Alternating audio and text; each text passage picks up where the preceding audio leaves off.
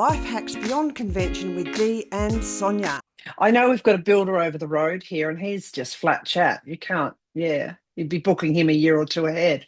And I heard that even Exactly. transportable homes, there's a 2-year wait. I heard that recently too. And it I used to was be talking to 15 somebody. weeks. Yeah, Yeah. because we were talking about land prices in South Australia, like some of those rural places are much Yeah. more affordable than in the big cities. Mm. And like the comment I made was, well, yeah, that would be a good option, like this piece of land we were looking at. And I Yeah. said, you could just get a transportable and put on the block. Yeah. It's like, well, it depends how long you want to wait, doesn't it? Yeah, that's And that right. just blew me away because Yeah. years ago, that used to be the fast way of getting a house. Yep. Was 15 just, weeks was max. yeah. Yeah, you just put your order in, you've got your transportable house, Yeah. get transported, put on your block, and you're Yep. ready to rock and roll. Yeah. So, yeah. So it's So the challenging. environment has definitely changed in the last 30 or 40 years. Yeah, hugely. Yeah. Mm. Mm. Yeah, someone said to us, maybe you should put some houses on the blocks down there and sell them. And it's like, well, financially, it's just the weight, but also what you would make out of them with all that extra work. It's not worth it. So, yeah, because the prices here are so low. So putting a new home, yeah, up on a block is only really worthwhile if you plan to live in it. Yeah. So, which also means that it's not viable to put it up there to rent either, because the rents here are lower as well. So it's that, yeah, on the lower end all the time. Well, that's it. You need people to want to be moving to the area to make rental a viable business option, don't Yeah. you? Yeah. So if you haven't got a lot of people coming into the area needing the housing. Well, we've got people that want to live here, but mostly lower socioeconomic, on benefits, and frequently people that have been evicted from other places. So the potential tenants don't appeal to me, but that's because I've been bitten badly with a previous rental. So, yeah. My auntie had, or probably still has got rental properties. I remember talking to her a few years ago and she just said, yeah, I remember it talking about the type of tenants that you get through. And one of the things, because originally she really didn't want people with dogs. Not that you're allowed to do that anymore, but back in the day we were allowed to ask that question. And she just said she just come to the place where you realise, well, like if you actually want a family in the house, a lot of families have dogs, and so therefore you need to allow dogs in your property. Yeah. And yeah, because a lot of her houses were slightly older homes that they'd done up nicely, but they were still older homes. Yeah. And so therefore the people that want to rent them are generally people who can't afford higher rents. Yes. Yeah, and just all of the places that you navigate. And I will never forget, this has gone back a few years now, but the photos that they had of one of their lots of tenants that came through, that took them so long to clean up after these people there. I've just never seen such filth. Well, yeah. And rubbish, like the amount of rubbish that they had to take out. And of course that costs you. Every load that you take to the dump costs you a huge amount of money. It's not just the time, is it? It's the actual. It's the having the stomach to deal with the filth. Because if there's lots of rubbish, the filth is underneath. Except that it was my auntie and uncle showing me their photos, and they had no reason to lie to me. Yeah. It would be hard to believe.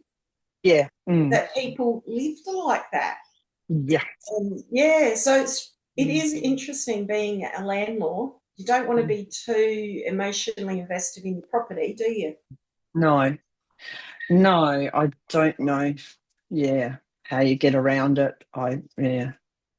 It's just because just having a home that is in a higher price bracket doesn't mean that you're excluded from those issues. No, some people that you expect to have high living standards are absolutely filthy. And It's very I interesting don't know. Yeah. because, like, one of my cleaning businesses, we mostly did private houses, Hmm. and I was amazed at I mean, the thing is, the people in the higher price brackets could afford to have us as cleaners come through because our prices were a little bit higher than some prices because we Yep. did a really good job, and also Yes. because our target market was higher income earners. Yeah. So, and yeah, I was always a little bit surprised at. Well, I had to relook at what my perception of living was, I guess. Yeah. And that I suppose I'd always assumed that people in higher income brackets, that meant that they would be always clean and tidy and on top of things, but actually They're that not. wasn't what I saw. Yes.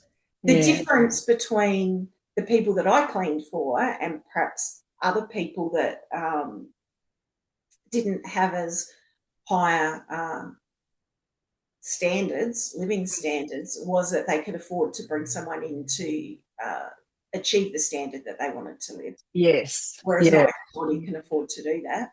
Yeah. Yeah, that was just a real eye opener for me, actually. Yeah. And And I hadn't even understood that I had those preconceived ideas. Isn't it amazing how we have these hidden biases that we don't even know we've got? hugely, we grow up and we just simply think as children that everybody lives just like us.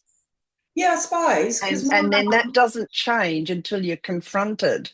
So Yeah, because my mum and dad, like, we never lived in filth. Like, we were never spotless either. So it wasn't like going into a home where you didn't feel like you could sit down somewhere.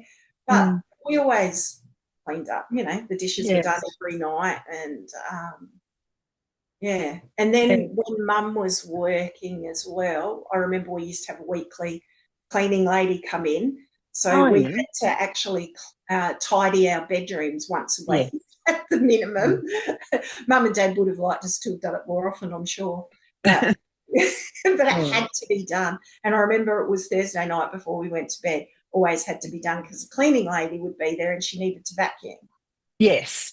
And that's something I've noticed some people don't understand. Your cleaning people are there to clean. They are not there to tidy. And I had to explain the difference to someone some years ago.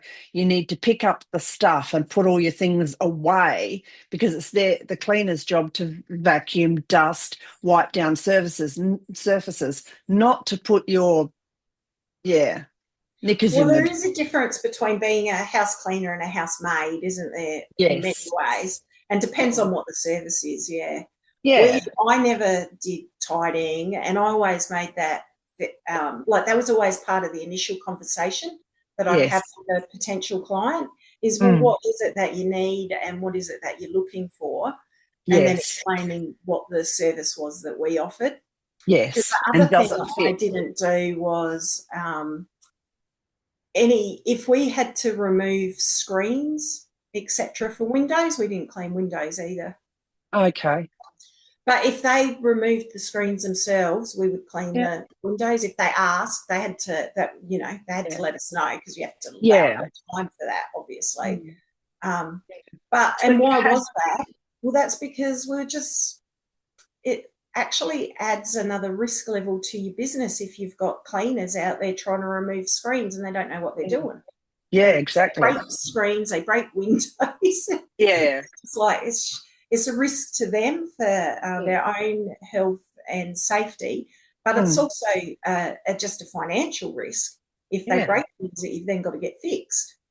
And there's other services that do windows, so Exactly. we can refer you to another service provider for those specific Yeah, jobs. so rarely did we Yeah. do windows. I mean, you have to usually do the sliding doors and that, Yeah. but that's different. That's Yeah. different to a window. Yeah. So, yeah. It's having all those understandings. My mother was a 50s housewife. Everything had to be spotless all the time.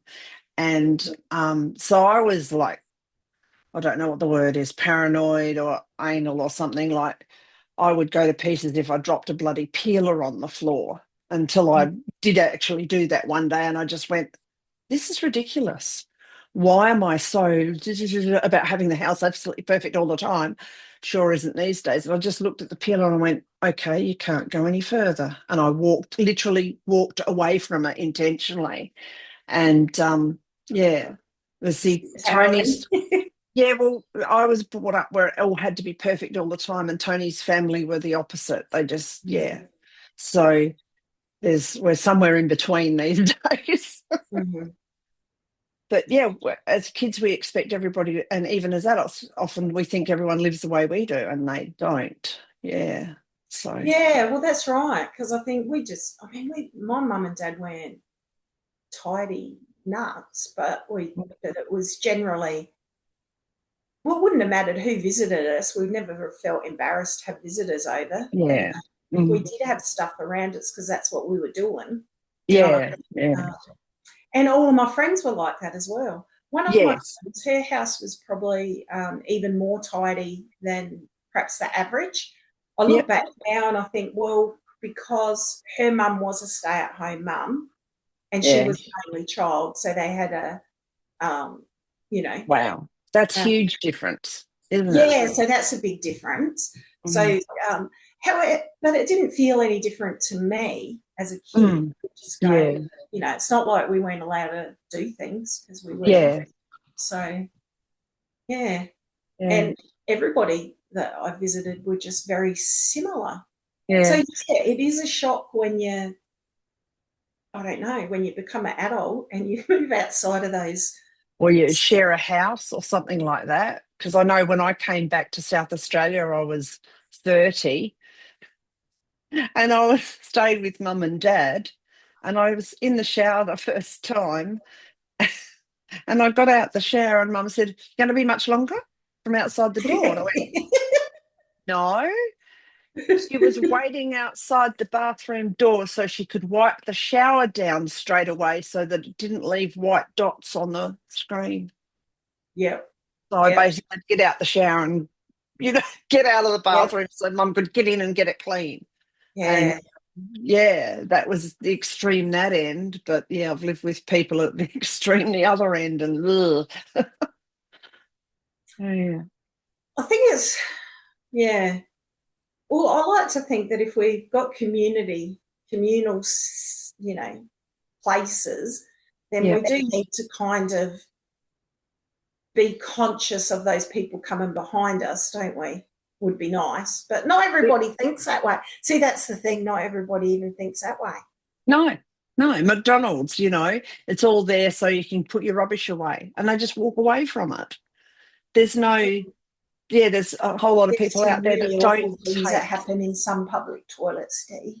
Oh, I know. That was another area I sort of tended to move away from. Yeah, I had would have. had some schools and whatnot, even schools. Do you Yeah. know what little boys do? They have shooting competitions. How far can I get it? How high can I get it? Okay. Can you get it? Um, Let's aim. Now in a word, no. There was a movie clip. I can't remember the movie. It's probably Mean Girls or one of those. And the girls kept leaving lipstick kisses on the mirror in the bathroom. Have you seen that? I never had to clean that, but yeah, I can imagine it So happening. they were leaving them. So the principal got them into the bathroom and they all came in, and he said, and here's the cleaner. This man here cleans the toilets and everything here. And he said, show the girls how you clean the mirror. And the guy gets the mop in the toilet and then goes over the screen, over the mirror. And then, Yeah. right, they didn't do it again. But just, Well, yeah, see, I remember there was just always these marks on the walls of the boys' toilet, and it took me ages. I ended up talking to must have been the principal. We were talking about cleaning, and it took me ages to work out just what they were doing. And same for her. Yeah. But we came to the conclusion that what they were doing was having shooting competitions. Yep. Good grief. But what's missing in the mix, though, is that they should have had to clean it.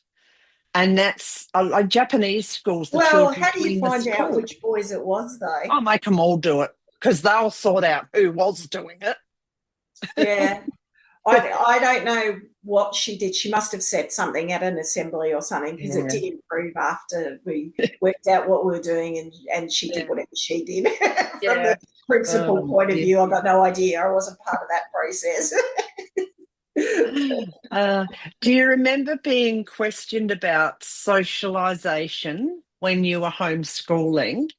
Because my response was always that you wouldn't normally it's not natural to have a whole group of children together at their own control, which is often the case in schools. And I think there's a biblical thing about fools, having a whole heap of fools together. And that was always my answer, because in homeschooling there's a higher ratio of adults to children, and they're going to be adults much longer than their children. And at no point in their life will they be in a room with 30 others of their age with one other person in charge that's a lot older.